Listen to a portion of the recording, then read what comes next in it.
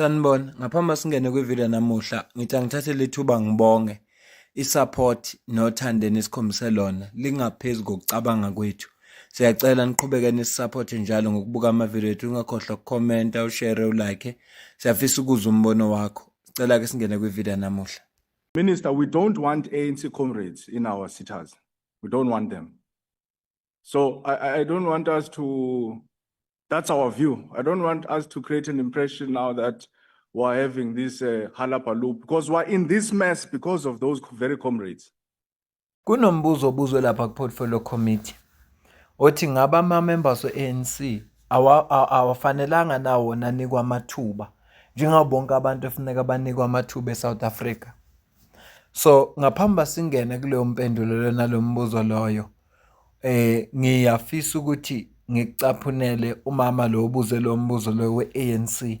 Emveni kwalapho bese ngikucaphunela uSihle Lonzi uze ukuthi yena uthini.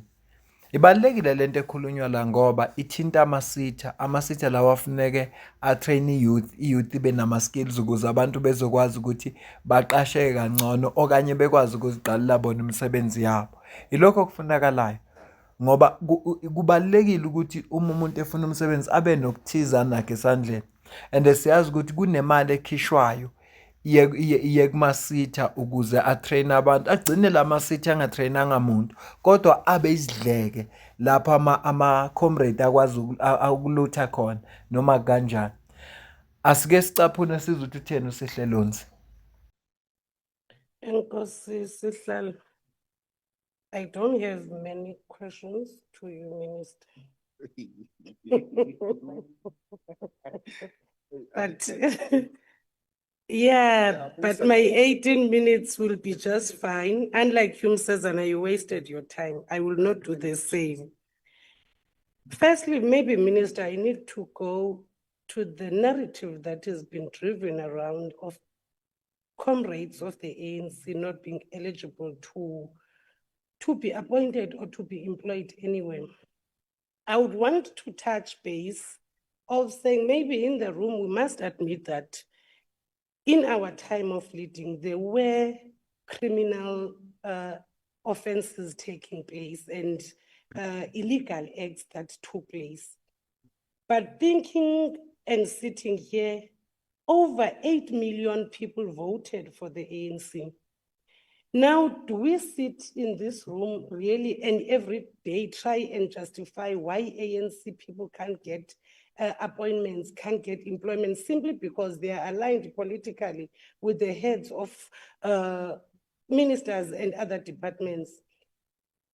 How are we going to stop this narrative and look at capacity and look at qualifications and look at the contribution these comrades that can bring into these sectors, into employment industry, into the workplace largely? I just have one question that comes close to this narrative that has been driven around, Minister. Do you personally consider this to be a threat to a good governance of us in the houses appointing these comrades? Do you see a threat in finding a good governance out of them? That is my first question. Thank you. I think thank you for that question. The criteria for the appointment of administrators. Well, firstly, I think the process is quite explicit in terms of the Skills Development Act, you know, and the criteria also, you know, as to who qualifies for these responsibilities. And that people's membership of organization is not used as a criteria whether they belong or don't belong to any of the organizations. And I think having looked at the profile of the individuals whom we've considered to you know, to appoint in the boards and as administrators, you know, we believe that they are competent technically, they have a proven track record. And that they should not be disqualified on the basis of the fact that they are members of any of the organizations, including the ANC. Just a follow-up on that, Mpati. So given the public distrust surrounding political aligned individuals, what safeguards and oversight mechanisms are in place to ensure that their proximity does not compromise the impartiality or effectiveness of these administrators? Well, like I said, firstly, well, Parliament itself, yeah. I think we are required to report consistently to yourselves in terms of the activities of the administrators and the sitters themselves. Secondly, as I've said, I've asked the two deputy ministers to help with closer oversight with Deputy Minister Mimi Gondwe responsible for the services Seta and Deputy Minister Dube Ngube for the local government Seta. So that for us is an additional measure. And thirdly, the department itself, to build, to be able to monitor what is happening in those Seta. So for us, those three interventions are important. We've asked the administrators to provide us, as I said, with the turnaround strategy within 90 days.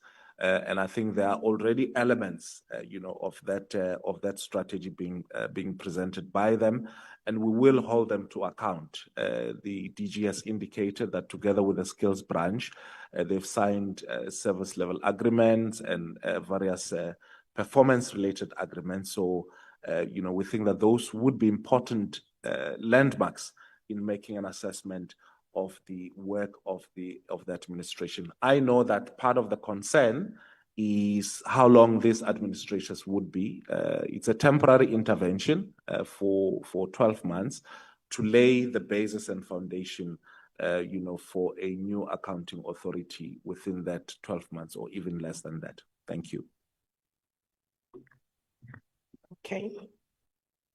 Minister, when does the department intend to finalize the appointment of Seta boards, and what timelines can stakeholders expect? Because we need to move away from this and make sure that we have stable board members. What timelines can you give in confidence that these are our timelines? This is when we are going to finalize appointment of boards. Can you please give us time frames? So we have, as I said, 21 Setas. 3, with regards to the Setas under discussion today, the administrators are going to lay the basis for the appointment of the accounting authorities. As it relates to the 18 other Setas, I have finalized the accounting authorities for appointment. All the people who have been formally appointed will be notified upon us concluding the vetting process. So we had expected that vetting process, which is an external service, would have been concluded, but it hasn't been. But I think on our side, we're ready to inform those who are to be appointed of the appointment to the different Setas upon the conclusion of the vetting process. This is quite important, honorable members, as you say, because it helps to to build that stability in the rest of the other Setas. And so it's something that I'm looking at quite closely. We are currently shortlisting the nominations for chairpersons. We wanted to finalize the accounting authorities, but we're now looking at shortlisting in terms of the nominations of chairpersons. And we have received about, I think, 450 names for the 21 chairs roles. I think it may be more. And so we're sifting through those, and we will finalize, hopefully, as promised, the appointment of the chairs by end of October.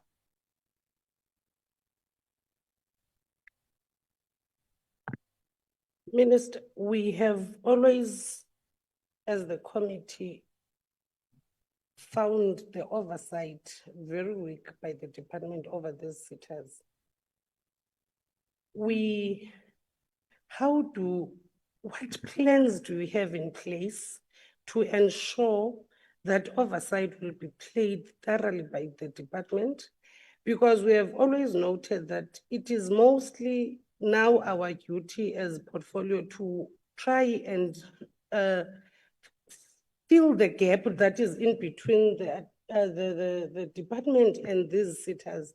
Do you have any measures in place to ensure that oversight is taken seriously by the department? Because that's where we have lacked, that's where we have seen that we lack, because these sitters are not guided. These sitters are running at their own pace, their own thing. They are not monitored. So do we have any measures in place to monitor and to make sure that they account for the funds and the mandate that they are given, so that we realize the dream that was initiated when we had these sitters?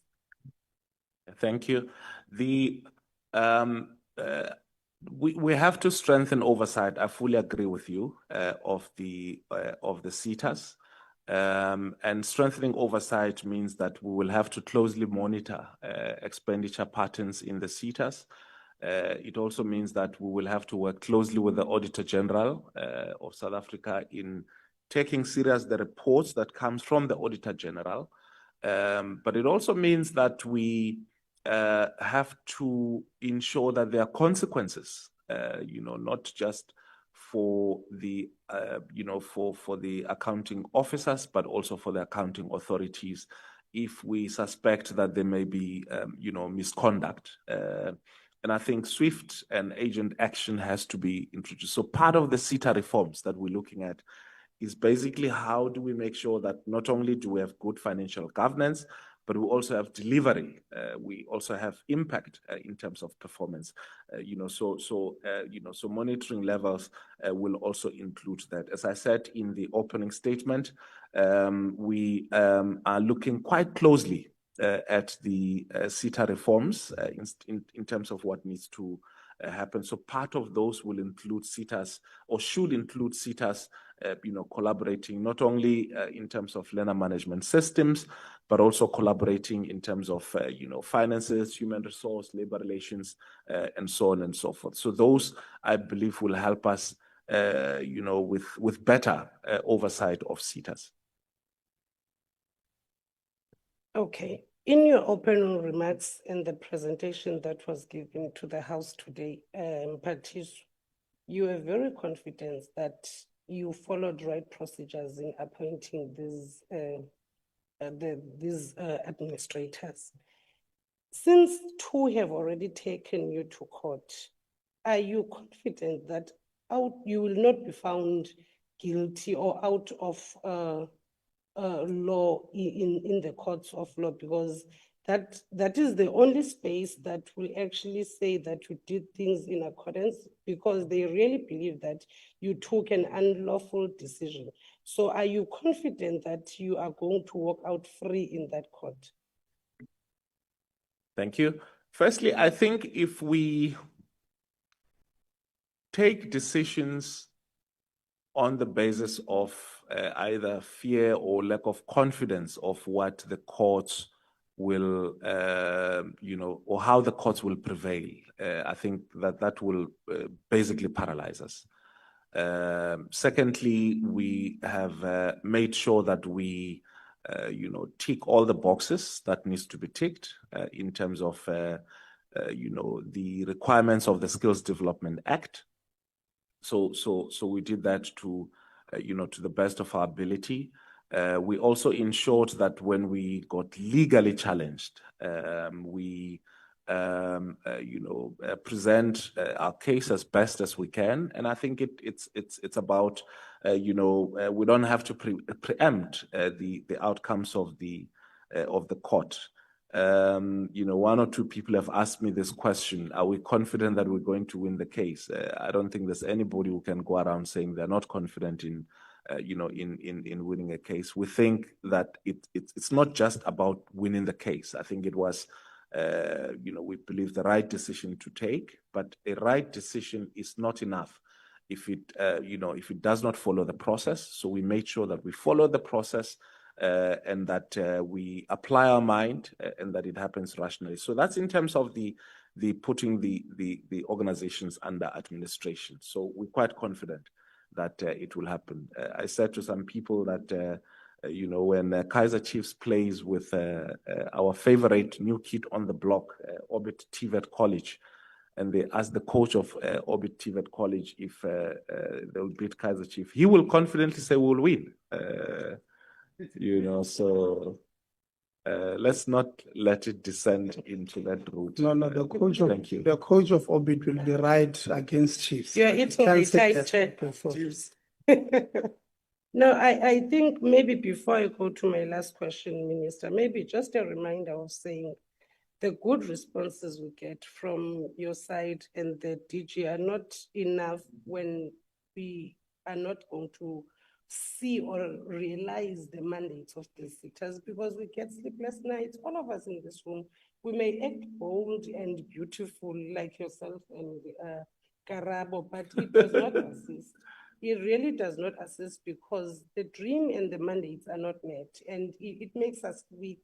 It makes the government looks weak. If it does not achieve what it seeks to achieve, it does not even serve the purpose of us being here. Maybe ke mphathiswa mandibuze nje umbuzo wokugqibela. The last presentation spoke about the demand that exceeds the number that we can have for new admissions next year. But we also have a loophole, a difference between TVETs and universities that we really need to throw close in finding a balance, that they are closer in terms of standards and norms, they are closer in infrastructure, they are closer in accommodation, and all the fringe benefits that comes with the university should be in the TVETs, because the gap that we find, it's too wide and it's too big for us to even try and understand. But if we will make it fashionable for us to close the gap of TVETs being undermined, and it is us that needs to close that gap. Because really, if you look at the gap of universities and TVETs, it makes young people not want to go to TVETs because of their standards and norms that are too different and do not realize the mandates of TVET. What do we have in place to try and make sure that those gaps are filled? And also, what do we have in plan in trying and meeting the numbers that will not be accommodated in universities and TVET? What is it that we are doing to make sure those learners will not go on the streets, those learners will not be on the streets and doing nothing? Because should we have these numbers and not have a solution on how to maintain or how to keep them off the street, we wouldn't have so much troubles of drug substance abuse, we wouldn't have so much troubles of teenage pregnancy. But because the department, higher and basic, will leave a gap and we wouldn't know where to find them and how to assist them while they are still out of admissions. I thank you. And that was my last question, Chair.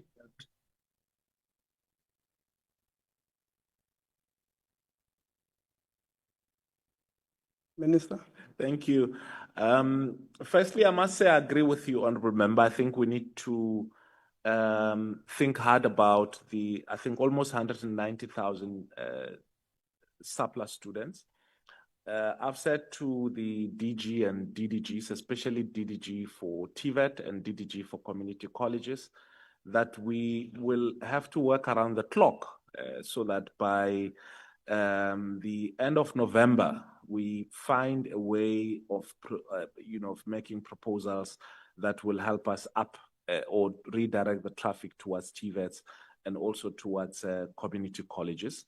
We've also put the same challenge on the doorstep of the NSFAS to look at how we can redirect some of the funding towards students who go to TVET colleges.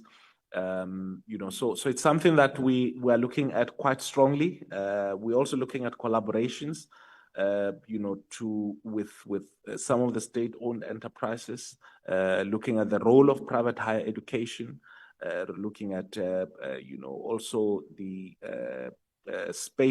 training spaces that sector education and training authorities can provide. So some of those points around what needs to be done are contained in the presentation that that members have read. But we have to relook at the size and shape of higher education and entice young people about the diversity of the offerings that we have, and the fact that it's not just universities, and that we have TVET colleges, we have community colleges, we also have Setas that are providing training. So hopefully by November, we will know what we will do with the surplus number of students and avert whatever challenges. But I think the one other point, Chair, is that we, and we'll come back, to also have the discussion with the committee, the sustainability of student funding, the fee-free higher education. I think it's important in the long term for us to think about alternative solutions, or how do we strengthen the fund, student funding, and stabilize it. But thank you so much for that question. No, Lons. Ngaphambi singene nje kusihlelonzi ngizomtetela naye akhulume. Ngenxa yokuthi angifuni le video ibe yinde, ngicela ungaqale ngiphawule manje. Kuningi khona ebengisafuna ukukuphawula, kodwa lo mama ubuza imibuzo ebalulekile. Noma nje into ebeyimkhathaza kakhulu ukuthi ngabe abantu abangama members we-ANC bona kufanelanga bathola amathuba na. Into eyinkinga ukuthi lento ye-career deployment yenza ukuthi nabantu abanama skills uma nje bevela ku-ANC singabe sisabathemba ngenxa ukuthi kusebenza into ye-career deployment kakhulu kubekwa abantu abangaqualify ukuba seyindaweni lezo abebebekwe kuzo noma ukuba kulezo ikhundla lezo. Asicaphune usihlelonzi. No, thank you very much, Chairperson. Maybe before I ask my questions, we do want to make this point because I think perhaps we will sound like we're tiptoeing around it. Minister, we don't want ANC comrades in our cities. We don't want them. So I don't want us to, that's our view. I don't want us to create an impression now that we're having this halapalu, because we're in this mess because of those very comrades. Because the fact of the matter is that their loyalty lies with the party, not the young people and the youth of this country. We've got many commissions, you're an organization of commissions that have pointed to the fact that at the center of maladministration, at the center of bad governance, at the center of corruption and stealing in our state institutions, it's the very comrades who use those funds and channel them back to their political organizations. There are so many competent black technocrats, so many men, women, many of them in South Africa who have gone to school. They don't sit in ANC meetings. They don't sit in meetings of the South African Communist Party, but they are competent, patriotic men and women who have got the necessary skill to come and steer this country into the right direction. Already as ANC, you are the political leaders. You are there to give the political guidance. You are a minister, you are South African Communist Party, you are ANC. It's okay, you're already there. But now you even want to come and politicize administration and officials. So I want us to make that clear, because I heard that previously Honorable Kovani was trying to make us feel bad for saying we don't want ANC comrades in our cities. We want those cities to work for the people of South Africa, not to work for political parties. So it's not a question, Minister. Please don't, you don't have to respond to it. I've just got one question to you, and then I'm going to go to the DG. I don't buy this view that you don't know how many people are headhunted. I think you're misleading us. There is absolutely no ways that you can say you want to put 3 seaters on administration. Can't be a number that you'd forget. And then when we ask you, how many people did you headhunt? You say, I can't think off the top of my head, even roughly. Surely you'd know, I interacted, I got 10 CVs, I got 20 CVs, I got You can't say to us you don't know how many people you headhunted. Because when you say that, you are actually taking us into a direction to say, actually, there was no such a headhunting that happened here. You just went to go and fetch 3 comrades of yours and put them as administrators in the Setas. So I don't buy that response. I think it's dishonest. There is no such a thing. I've just got one quick question, Minister. What is the policy of the department when it comes to headhunting? Because I didn't see headhunting in the Act. I didn't see it even in the regulations. Maybe there's a document somewhere I'm missing. Because when you and the DG said, no, we headhunted people, there ought to be some guiding framework that guides this thing of headhunting. Who are these people that get to be headhunted? We also want to be headhunted. Other people must be headhunted. So is there a framework or a set of regulations in the department that guides headhunting? And what is that particular policy? Thanks, Minister. Thank you, Honorable Lozi. I think the first thing is that I think by virtue of you being an EFF member, I wouldn't expect you to, want ANC members anyway. It would be, I think, a miracle if you would want, or agree with an ANC member serving anywhere. I even doubt if you agree that, any of us should be in the executive as the ANC. And that's why you contest as a political party, as the EFF. You contest against the ANC. I also agree with you that we, should not appoint people on the basis of their political lineage. Otherwise, if that were to be the case, hundreds of thousands of... Sorry, Chairperson, I didn't ask the minister these things he's telling me. I didn't ask the minister you made a whether or political not statement. he agrees with me. You made a political statement. I asked, we're here to ask the minister questions, and the minister must respond to the question you didn't ask. I didn't ask him if he agrees with me whether or not. I don't want his argument. I am asking a simple question. Is there a policy of headhunting in the department? And what is that policy? Because he and the DG are saying to us, we headhunted 3 people to come and be administrators. Now, we must scrutinize this policy because we ought to understand, is this policy fair and transparent? Do the people of South Africa know that there is a headhunting policy in the department so that they themselves can make themselves available to be headhunted? That is the question I'm asking. I don't know what he's talking about. He's agreeing with me. I'm EFF, I'm what? Is there a headhunting policy in the department? And what is that policy? That is my question, Chair. And maybe you can assist to that effect. Thank you, Honorable Chair. I think it's important that, questions that are couched as answers has to be responded to because in his statements, Honorable Lozi actually infers that there may have been, wrongdoing on our part in having appointed the people that we did. Now, as it relates to the questions that he asked, firstly, as I said, that the appointment of the administrators were not arbitrary. I cannot be dishonest if I cannot make a recollection. All I'm saying to you is that I don't have a recollection, and that I will, if the chair prefers in writing, I can send to you the people that I looked at in terms of their competence, and over and above that, to show that we looked at, more than 3 people for this responsibility. And what I must emphasize also in this regard was that the easier option for us was to look at people who are already active in the system. Chairperson, the minister is not assisting with the process. And I'm not, with all due respect, Minister, I'm not interjecting because I'm disrespecting you. Yeah. It's because we were given a very limited time. And I want to repeat this question. Is there a headhunting policy in the department? And what is the headhunting policy? So that ordinary South Africans can know about that there is such a policy. And maybe we'll take it and post it on social media and say, there is a headhunting policy in the department, so that they know how to prepare themselves.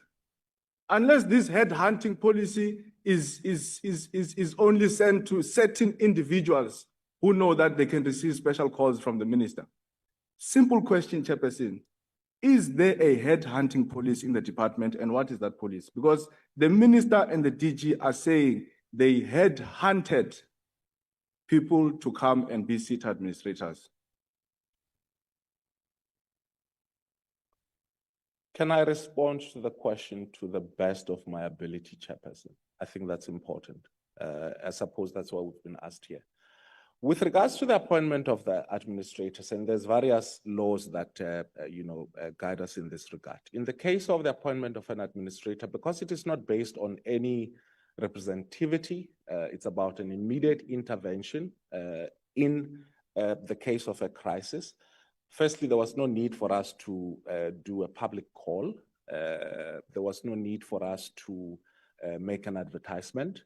It was about the prerogative of the minister to look at what is required in terms of the sector education and training authorities that were intervening in, and to look at the the type of individuals that we could consider for appointment. So this is not the same as appointing an accounting authority or anything of the sort. So that's why we did that.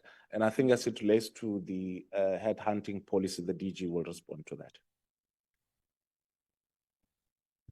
Chair, before the DG comes in, I think the minister can assist us in this thing. And I'm just going to move on to the next question.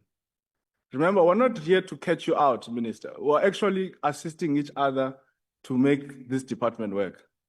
If there is no headhunting policy, there is nothing wrong with you saying, Honorable Lonzi, there is no headhunting policy in the department. I think it's a very simple and straightforward question.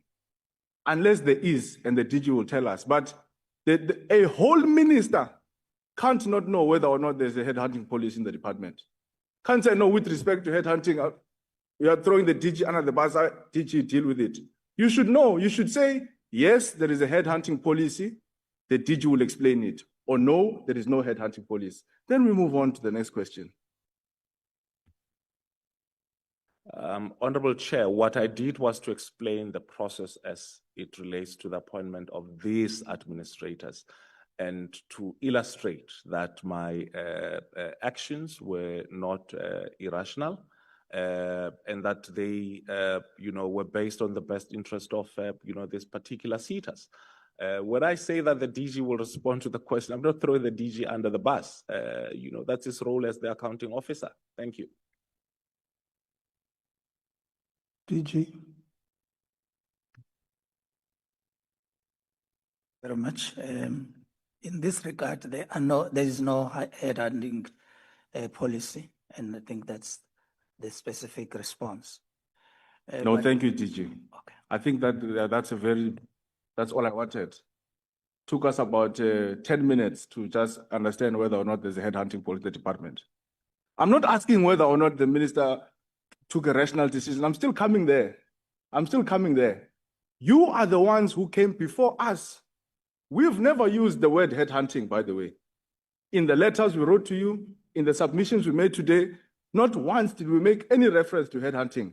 You came to us and say you headhunted.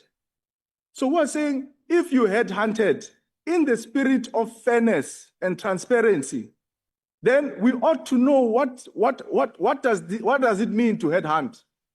Do you stand outside shop and loud hail? Do you go to ANC meeting and choose comrades? Do you send WhatsApp? Do you call? That's all we had wanted. And the fact that there is no headhunting policy, as the DG suggests, yet the department found 3 names through headhunting, I think it's extremely problematic. But we'll deal with it. DG, since the minister has thrown questions to you, maybe now let me come to you. Maybe you'll answer directly.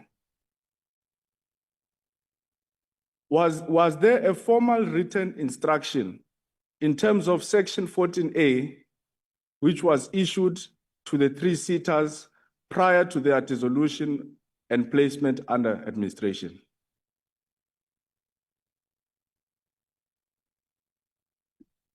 No, in our considered view, that was not necessary. So there was no formal written instruction to the We sitters? did not see this as a requirement. No, I didn't ask for that, DG. I just asked if you wrote, you didn't. Thank you. DG again, maybe I'll go with them step by step. Was the services Seta consulted as required by section 15.1 before being placed under administration? I know the National Skills Authority was consulted about this. Was the services Seta consulted? Yes, You can share with us the agenda of that particular meeting and the date and when it happened. no. Why can't you share it with us? Firstly, it's because in the manner in which consultations were done, it was a broad program of the minister to consult all stakeholders. And on the occasion of the consultation with Seta chairpersons, we used that meeting to then meet the three responsible Setas. And that is when So there was no meeting with services Seta? there was a meeting. No, with services Seta, because you're saying you had a broad meeting that included all Setas. And I think that's one of the arguments that the Setas are making. Okay. To say that you called 21 Setas to a meeting and spoke of generalized issues. You don't have to respond to that. Was there a meeting that was called with the purpose of informing the Setas that the minister, empowered by the Act, intends to put them under administration? Did such a meeting happen between yourselves and the services Seta? Despite the minister's own consultation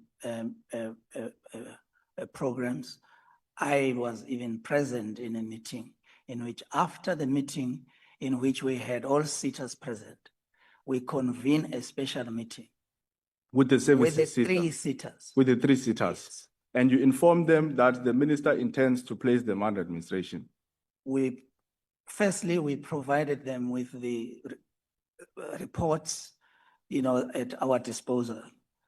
For example, in construction Seta, we had issued a section 14A to them, and in which there was a section 14 response.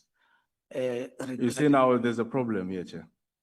Because my first question to the DG was there a written instruction to the Setas? I even said section 14A. The DG says there was none. He even goes further and says something I didn't ask him. He says we didn't see the need to submit that 14A. Then when I'm asking him, did you consult with the Setas? He says we issued a section 14A. Am I misunderstanding him, Chair, or what is happening? No, you had him right. And I did say, colleagues, when we're asking you questions, let's not be creative. Let's assume the questions that we ask you, we know the answer to. So clarify that, did you, which one is which? Is it that you had written to them using section 14A, or as you said earlier, you did not see the need to write to them, which is which, because it can be both of them. Okay. Firstly, I have, and I'm going to repeat, there was a consultation meeting with the three Setas, all three of them. That is a fact. Secondly, I also did say that in respect of construction Seta, there had been a section 14A, which led to a section 14A response, and we can provide evidence in that regard. So earlier on, when I asked you, DG, and I'm really. Please allow me. This is very disheartening. Yeah. I started with 14A. I said, DG, was there a 14A for any of the Setas? And we can go to hindsight for this and maybe check the recordings and minutes of this meeting.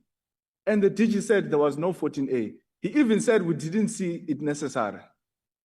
Now he's saying there's a 14A. DG, he also asked if you have can you provide the minutes of that day? And you said no. Yes, that's correct. Please allow me to explain myself. Firstly, the question was there consultation? And I said, yes, there was consultation. And I indicated when that consultation happened. The second question was then about written correspondence. I said there wasn't. We did not see a need for it. I'm now providing additional information regarding the construction Seta, that prior to the minister assuming the responsibility as the minister, they had already a Section 14A, which led to a Section 14A response from the said Seta. Chair, and maybe we'll go back to the minutes. I just don't want to labor this point. The department is misleading this committee. And it's very evident today. And we may have to go back and reflect to see how we're going to deal with this. And I put it to you, DG, that you did not consult these sitters. And I don't know this response that you're not going to give us the minutes of that meeting and agenda. Perhaps we're going to consult our legal. We want those minutes and the meeting of that agenda. Because I hold the strong view that there was no consultation. You called a general meeting with all the sitters to speak about general issues in the Seta. But the Act wants you to consult the sitters about this specific point of placing them under administration. And if you are saying to us that meeting took place, Chair, I don't accept that the DG can't give us the minutes or even the agenda of that, so that as Parliament were able to interrogate that indeed there was no violation of the Skills Development Act. So maybe this is just to you, Chair, if we've got a way of forcing the department to submit the minutes and the agenda of that particular meeting. I think I'll rest there on this particular matter, because we hold the view before we can even speak about the fact that the ministry has appointed people of questionable character to be administrators, people who are going to account to themselves. You are a minister, you have just entered. There was an uproar about problems in the Setas. And at the center of that uproar was the issue of appointing boards and accounting authorities. Instead of doing the right thing of just appointing the boards, because the benefit of having a board in terms of King's Code is that you have got a group of individuals there who are going to be able to at least be the eyes and ears for each other. Yes, in a board of 10 or 15 people, there may be 2 or 3 or even 5 who are, corrupted or whatever, but we sleep peacefully at night because we know that it is not going to be one individual taking decisions unilaterally on his own, whether they are consulting the DG, whether they're consulting the minister. And instead of just putting the board and demonstrating to us that you are coming in, you are stabilizing the sector, you are a new minister. Yes, you have been deputy minister for many years, but you are coming in, you're a minister, you are going to do things correctly. You then go and appoint administrators, and we hold the strong view. I mean, I'm interested. I didn't know the guys had taken you to court, and I'm very interested in that particular court case. And I can tell you now, I will not be surprised when you lose that court case.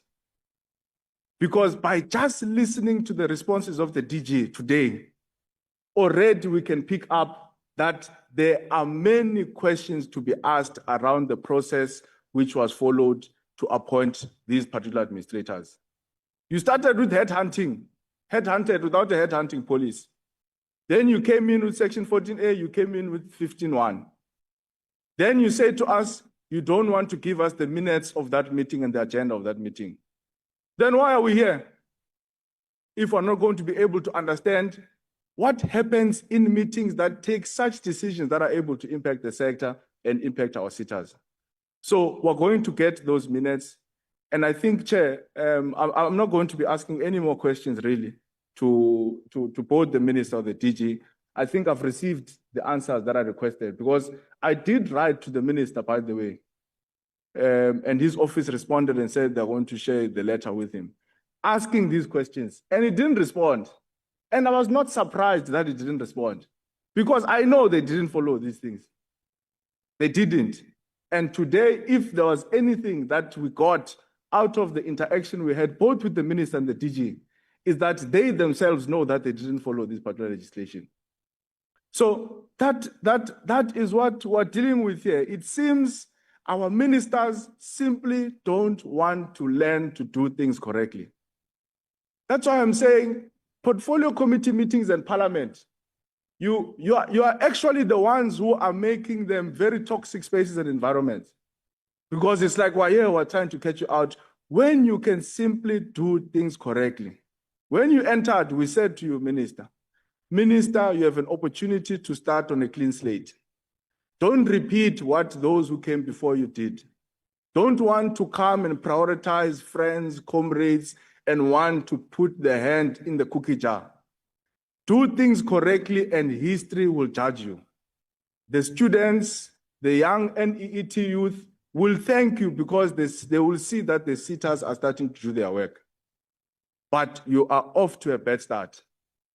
And we want to give you that benefit of the doubt, to say that actually you still have an opportunity to fix this thing.